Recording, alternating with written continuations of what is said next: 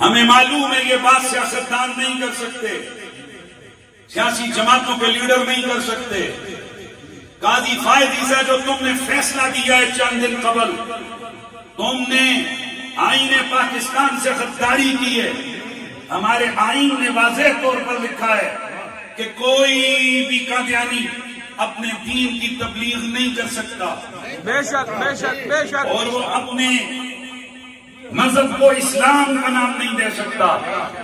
یہ ایجنٹی کے طور پر استعمال ہوا ہے قاضی فائز عیسیٰ، اس نے جو فیصلہ دیا ہے، اور اس نے 1984 کا جو آرڈیننس تھا اس نے اس کی جو روح تھی اس کو متاثر کیا ہے۔ اور یہ جو اس طرح کے چیف جسٹس ہیں، جس طرح پچھلا تھا اس سے پچھلا تھا، ان خبیثوں کی، ان بے غیرتوں کے یہ جو فیصلے ہوتے ہیں، ایک نے آسیہ ملونہ کو یہاں سے آزاد کیا، ایک نے اسی طرح قادیانیوں کی جناب چمچگیری کی، اور ابھی اس نے کی ہے۔ آپ کو پتہ ہے کیوں؟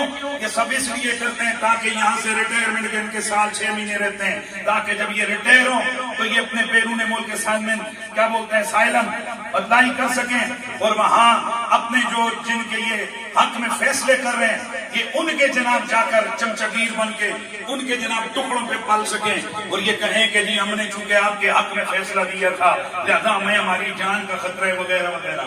ہم کہتے ہیں چیف جسٹس قاضی فائز عیسیٰ، تم جیسے پہلے بھی آئے گئے مر گئے، میرے نبی کی ختم نبوت کا جھنڈا کل بھی لے رہا، آج بھی لے رہا۔ اور اگلی بات سنو، اگلی بات سنو، اگلی بات سنو، اور ہوں گے جو رسول کے دین کے لیے ختم نبوت کی عظمت کے لیے بولتے ہوئے شرما جائیں، گھبرا جائیں، انہیں ڈر ہو کہ ہمیں جیل میں ڈالا جائے گا۔ میں کیمروں کے سامنے کہتا ہوں جو میرے مصطفیٰ کی ختم نبوت کا باغی ہے میرے جوتے کی نوک پہ ہے۔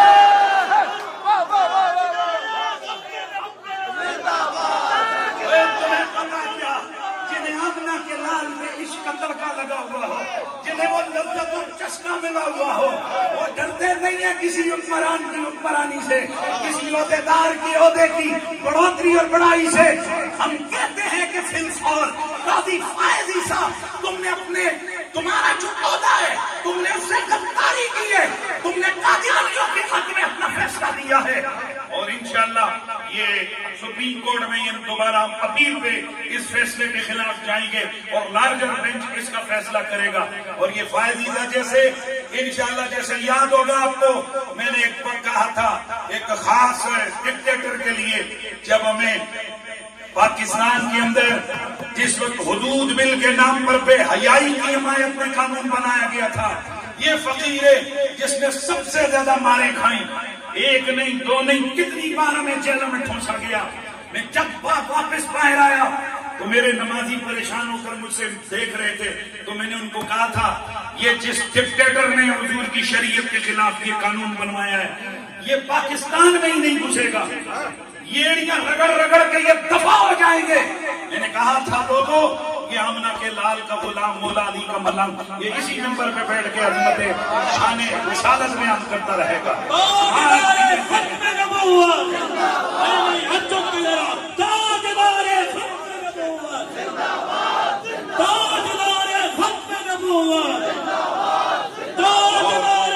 اس بات کو پلے باندھو قاضی فائز عیسیٰ، ہم تمہارے اس فیصلے کی مذمت کرتے ہیں، بے شک بے شک، قادیانیوں کے حق میں فیصلہ دیا ہے۔ ہاں بطور انسان اگر تم ان کے ساتھ کوئی زیادتی ہوئی ہے تم ضرور ان کے حق میں فیصلہ دو۔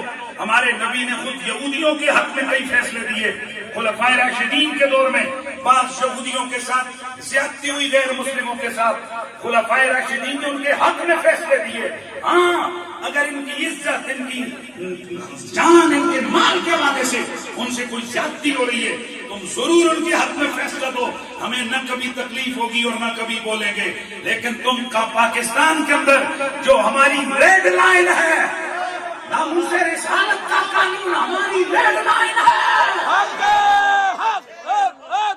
تحفظ ختم نبوت کا قانون ہماری ریڈ لائن ہے۔ جب تم اس ریڈ لائن کو عبور کرو گے وہ تو یار گنگے ہوں گے جو نہیں بولتے ہوں گے۔ ہم نے حضور کے نام کے ٹکڑے کھائے ہیں، ہم بولیں گے بولیں گے بولیں گے۔